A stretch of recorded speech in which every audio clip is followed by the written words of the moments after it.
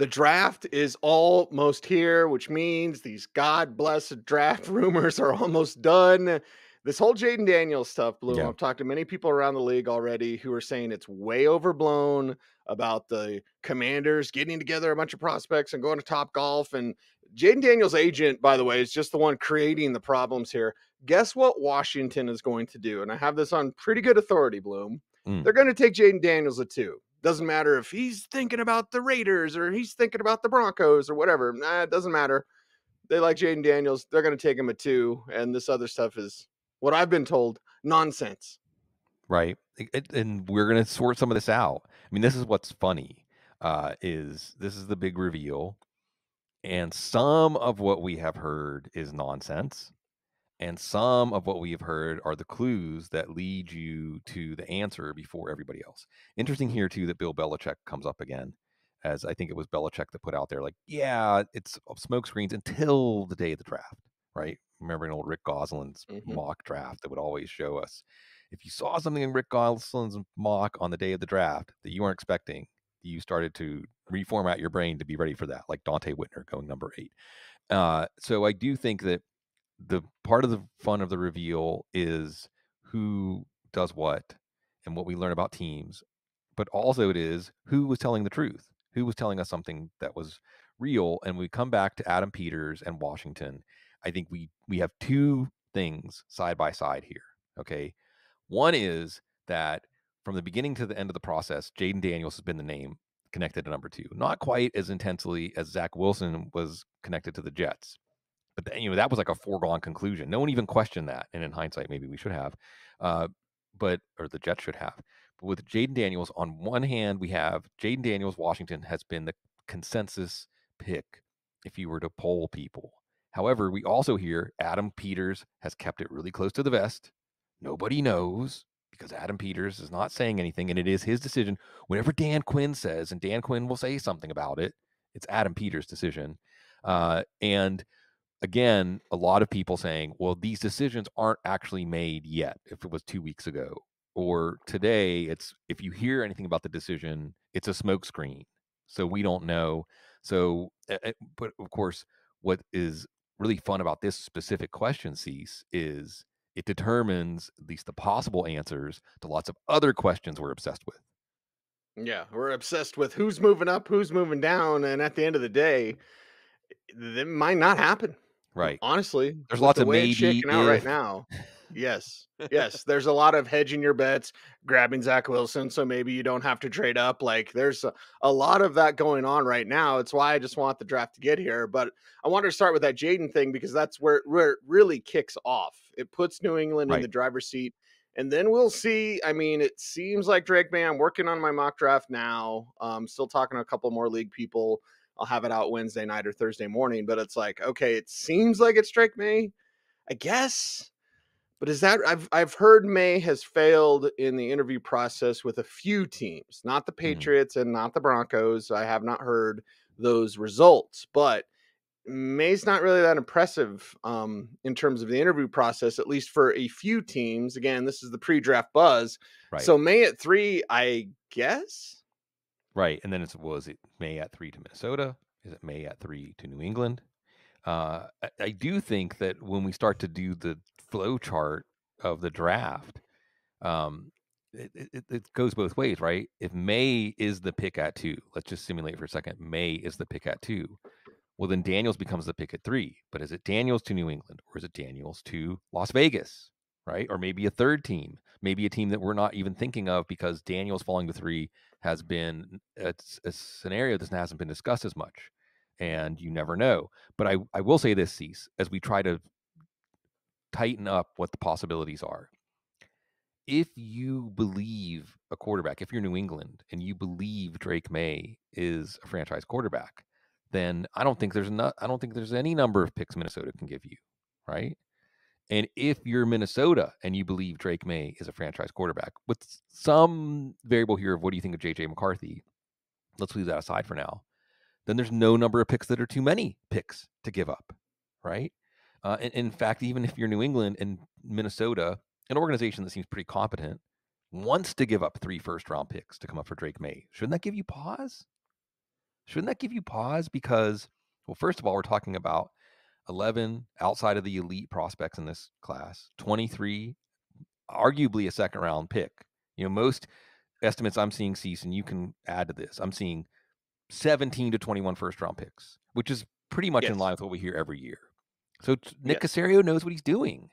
Nick Caserio knows going from 23 to 42 to get Stephon Diggs is really not going to be that much of a decrease. And then if Minnesota, with their structure, Minnesota's not going to be a top 5 pick next year, right? Minnesota's not going to Right. be a team that craters. So what are you really getting if you're Minnesota? I mean, sorry, if you're New England for Drake May? What are you really getting? The 11th pick, the 23rd pick, and maybe a pick in the mid first round if they don't make the playoffs next year? Is that really worth it? Whenever usually you're not going to be picking in the top 3. I don't care how bad you are. You can't tanking and things like that. It's really hard to do that. Okay. Then you also have the idea of what about the quarterback classes? Will there be a quarterback class that even gives you the opportunity to take quarterback 3 and still get a franchise quarterback? So I think these are the things these teams are thinking about. And see, I think you could do a similar application of this logic to the 4th pick if you're the Cardinals. And I think that this is why actually the chalk maybe should be the first 4 picks are taken by the teams that own the picks. They're not going to trade down, Hmm. and they're going to be Daniels, May, Harrison. Because if you're Arizona, again, you're looking at Marvin Harrison not as the number 4 overall pick. No, no, no, no. He's the number 1 overall pick in most drafts. He's the number Hmm. 1 overall pick. So you should be wanting that kind of package to move up to number 4, which means no one's going to pay it. I'd say the chalk is the first 5 because the Chargers aren't Sure. going to move. They're going to get a tackle. I think Tennessee throws people for a loop in the first. So we'll see if that comes to fruition because the tackle class is highly contested and highly debated. Sure. I know we're Sure. mostly a fantasy show. We talk about skill position guys, but like Olafashanu might fall Right? and Amarius Mims might be drafted in the top 10. Hint, hint. Like, Yeah. okay, so what's weird out there? We've seen this happen before in the top 10. And yeah, the chalk might be it's 1, 2, 3, 4, 5, the teams that we're thinking they were. New England's fascinating because of Elliott Wolf, Right. because Ron Wolf and his strategy of quarterbacks was always just keep grabbing them. Just keep grabbing them. We got Aaron Rodgers, draft Brian Brom. We got Brett Favre, draft Aaron Rodgers. We got Mark Brunell. We got Aaron Brooks. Like they just Yeah. kept going through quarterbacks. Matt Hasselbeck's in there somewhere. Like that was Ron Wolf's strategy. So what is Elliott Wolf's strategy with New England? And of course, Robert Kraft already saying if we get a franchise quarterback, well, this is the year, Bloom. Next year you have Shadur Yeah. Sanders if Pat Shermer doesn't ruin him. And I'm already hearing excuses from CU, by the way. Ah, It's not a college show, but I'll just know the excuses and for Shermer are already coming out. So it's like Shadur Sanders, Quinn Ewers, and I don't know. It's not 6. There's yeah. 6 legitimate first round quarterbacks this year. Right. Take your quarterback, which means maybe if you're Minnesota, you can stay and get JJ McCarthy. And if you're Yeah. Denver, maybe you have to move up to 7 with Tennessee to get JJ McCarthy. If you even want him now, or if you can stay put at 12 and get Bo Nix, it might be just chalk, chalk, chalk. Yeah. It could be. And I think that you're bringing up offensive tackles at this point in our simulation for a good reason, because the difference is now the top offensive tackles are not the same caliber as the top wide receivers. However, if you start to do the game of this first round offensive tackle and this second round wide receiver versus this first round wide receiver and this second round tackle, your mind gets made up for you. You can Yes. get guys who can play at wide receiver in the second round. Offensive tackle, there are some guys, don't get me wrong, but it's not the same kind of depth. So teams that are looking at those two positions are probably going to opt for offensive tackle. And I do think that more teams are understanding, even though the Bengals went Chase over Sewell and everything ended up okay. Everything ended up okay for the Lions too, by the way. Is that the offensive line increases the value of everybody else. And Right. wide receiver doesn't have that ripple effect on your offense, even if it's Malik Neighbors, even if it's Marvin Harrison. So I think that could cause the wide receivers to drop a little farther than we expect. I think that Byron Murphy is a player we need to keep our eye on as the top defensive tackle. Who got paid this offseason? Who got paid? Defensive tackles. That's that Right. new premier marquee position, interior pressure, and so on. Byron Murphy is that guy. He could easily creep. We could see him go before a Roma Dunze or a Malik Neighbors. The one wide receiver I think we're not going to see fall past 5 or 6. I think if you see the Giants on the clock and Harrison and McCarthy are both on the board and we hear there's a trade up, don't assume it's for McCarthy, okay? Neighbors, Mhm. Odunze maybe fall past 2 or 3 offensive tackles. They fall past a Byron Murphy, maybe a Dallas Turner, the top edge prospect. So lots and lots of questions. And like you said, Cease, where it could end up is Minnesota or Denver get JJ McCarthy, and they don't even have to trade up to do it, or they trade up in a very reasonable trade. No future first round picks involved.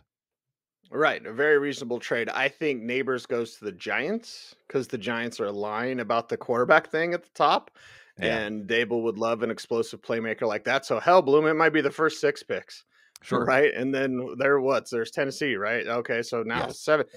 Okay, so it could be all this talk and chatter and buzz, and what's going to happen? Nothing. There's 6 tackles that are really, really good. Potential Mhm. first round picks. I think it ends with Guyton, although Guyton might go to Dallas. Keep an eye on that. Yeah. To me, there's like what 25 receivers, which Right. leads me to the conversation of why do the Colts want to move up for Neighbors? I mean, I know why for the player, but with so many wide receivers, the Jaguars want to move up, likely Right. for Neighbors. Like the Colts are in the Neighbors conversation. Like, okay, but Neighbors might just go off the board at 5, unless you're going to make that type of jump. Excuse me, Right. 6. He might go off the board at 6. You're going to make that type of jump, okay?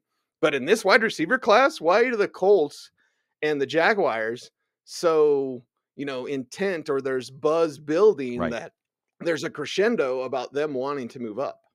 I do think with the Jags, it's that they didn't get Calvin Ridley. So they did not land Calvin Ridley.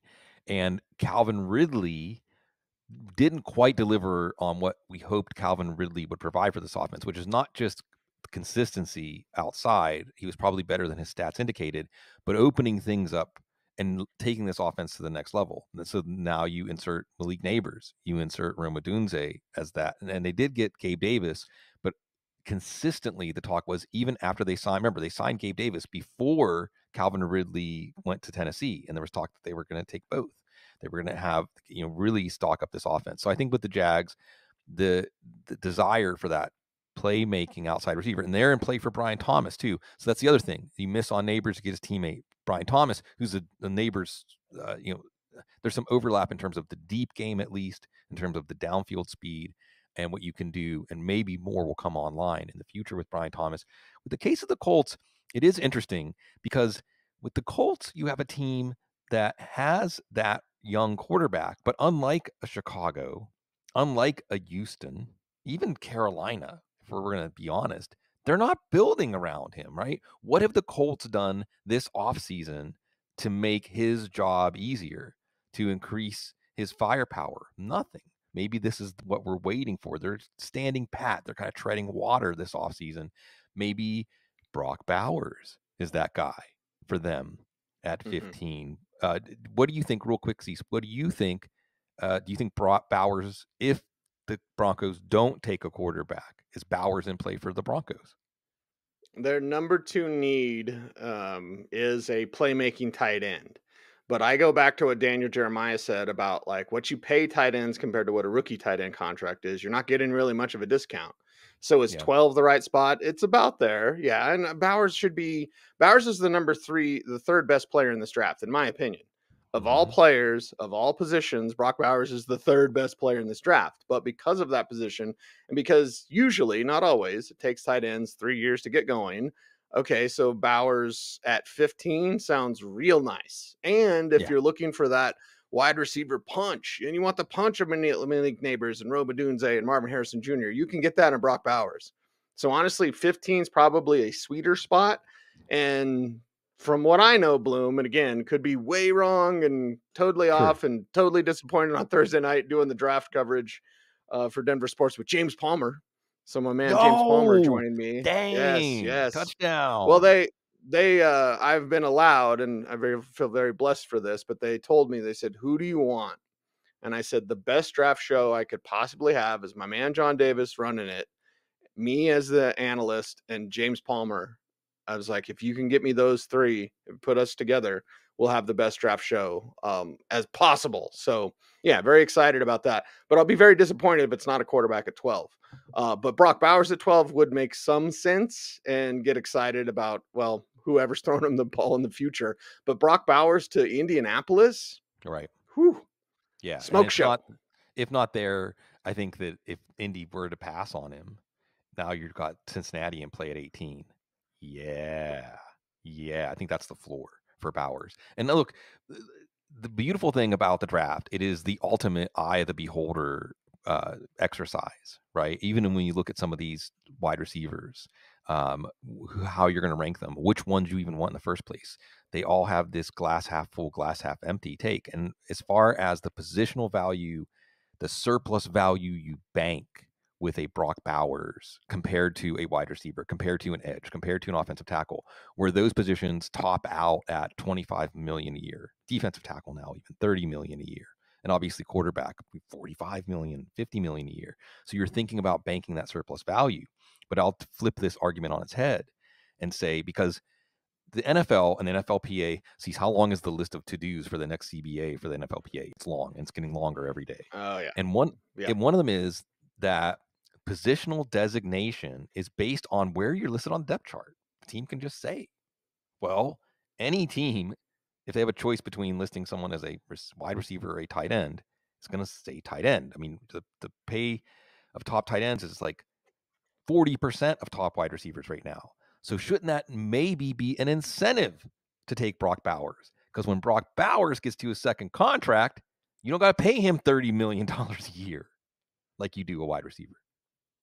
Right. All right. And I think Daniel Jeremiah also put it out there, like, once you have the quarterback on a rookie contract and you get him to where it's like, okay, looks like we're going to pay him, that's when you can take younger receivers and expect him to elevate. Right. Right. We talk about the antiseptic that are great quarterbacks. You're buying more time if you hit on a quarterback. You're buying more grace if you hit on a quarterback, because you don't have to be as good. You want to be the best as you can in scouting and all that, but you can have some stinkers. If you got a great quarterback, you're going to be fine. So when do you time it? Those tight ends. Now there's a few others in this class. Jared Wiley, Jared Wiley, Jared Wiley. Ooh. But like, no, there's one above all, one to rule them all, and that's Brock Bowers. Very special talent. Yeah. And somebody, as Scott Barrett, I'm about to go on here in about half an hour with our buddy Scott, points out that whatever doubts you have about oh, I wish he get tested. What's his 40 time? Things like that. Oh, this kind of player hasn't translated the way the NFL has envisioned. As a freshman with lots of really other good future NFL players, Brock Bowers was a central player in the Georgia offense. Okay, if you're assuming rational coaching, you like breakout age and things like that. Whatever it is that Brock Bowers has to offer, one of the best, arguably at the time, the best college football program said, we can use you a lot right away. Mm-hmm. That's a message, Yeah. if you will. Bloom, what else? What else we want to talk about today? I'm ready for Tennessee to surprise some people in the first with the tackle that they take. They'll take a tackle. Atlanta is probably going to get what? Dallas Turner, right? Right. Let's just break that one down. What else? Who else is interesting up there in the top 10 or near the top 10? We know both Minnesota and Denver want to move up if they can. Right. Vegas, perhaps for Jayden Daniels if they can. Right. They can't. But it's like, okay, things are starting to come together through the haze and the rumors and the rumblings. Things are starting to come together. They are. I mean, they are still in a way that we're looking at dominoes, and depending on which domino falls, a different part of the little domino track. Do people still watch those? That was awesome. When I was a kid, I had one of those where you set the dominoes up and you make them fall, and then it knocks something, and then the new run starts. And that's kind of how the draft is. You can see it diverging depending on what happens. And I think you bring up Atlanta at number 8. The question for Atlanta at number 8 is, how closely do you have those top 3 edge prospects? Because they're very different and they have very different risks and rewards. Maybe Byron Murphy, again, this is a player coming on late. Maybe it's all smoke, but Byron Murphy is a player in play at 8. But if you have those 3 and Byron Murphy all pretty close, then the answer is probably to trade down to Denver, to a Minnesota, or maybe even further. Maybe it is Jacksonville coming up for the third wide receiver to replace Calvin Ridley. Chicago has 4 picks. Maybe they'd like to have more. They're another team. So again, I'm going to harken back to your mentor, Adam Schefter, whenever he was asked, well, how do teams know who's available in trades? And they say, well, they just look at the salary cap situation. They look at the depth chart. They look at other teams' rosters, and they can say, yeah, Brandon Ayuk's probably available for trade, or so on. And in this case, you look at Chicago and you look at Atlanta at 8 and 9. And like you said, you look at all the teams behind them that might want to get a player of that tier. We see, I think what we're outlining here is that while it's pick 3, pick 4, pick 5, that everyone's 6, everyone's talking about, trade down, trade up, trade down. Maybe the real action starts when we get to 7, 8, and 9. All right. We will be watching with great interest, Bloom. You're going to be doing the draft for the first round in its entirety. Tell us about the lineup. Yeah, here on our YouTube channel, hanging out, me and Matt Waldman, and we've got guest lineup all night, all kinds of people that people that have joined us in the past. And yes, we'll talk about fantasy implications. We'll talk about what slants through our brain as we see this unfold, but mostly we'll just have a good time reacting to what's happening, letting it wash over us. We'll have many days after to chew on it, to process it and digest it. And we're going to do that the week after the draft. So we're going to do our tradition of going through division by division, class by class, talking about our favorite undrafted free agents and so on. But the night of the draft is the night to be with the people that you love, the sport that you love. And that's what we're going to do here on our YouTube channel. Let's get it on. Get some cramming in. Get that free rookie draft guide. Go get your Matt Waldman rookie scouting portfolio, of course. And as always, check out footballguys.com. The night of the draft, something very special happens. Do you know what that is, Bloom? Look the night at of you. The draft? Our newsletter. Yeah, our newsletter kicks off. Oh, again. It's back. Mm-hmm. That's right. We're back. Yeah. So everything you need right there to your inbox every day. It's annual tradition. As I go fiddler on the roof on you this morning. It's our Football Guys free daily newsletter. Sign up for it at footballguys.com. Bob Harris is on board with us doing news with me and Sigmund and Joe. That is a hell of a quaternary now. I used to say hell of a trio, but now I have to say the 4 horsemen, because Bob Harris.